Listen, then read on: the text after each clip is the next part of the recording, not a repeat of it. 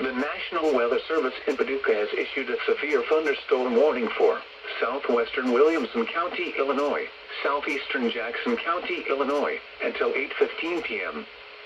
At 7:44 p.m., a severe thunderstorm was located near Cedar Lake area, or near Carbondale, moving east at 30 miles per hour. Expected hazards include 60 miles per hour wind gusts and half-dollar-size hail.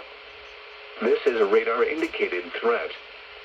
The following impacts are expected. Hail damage to vehicles is expected.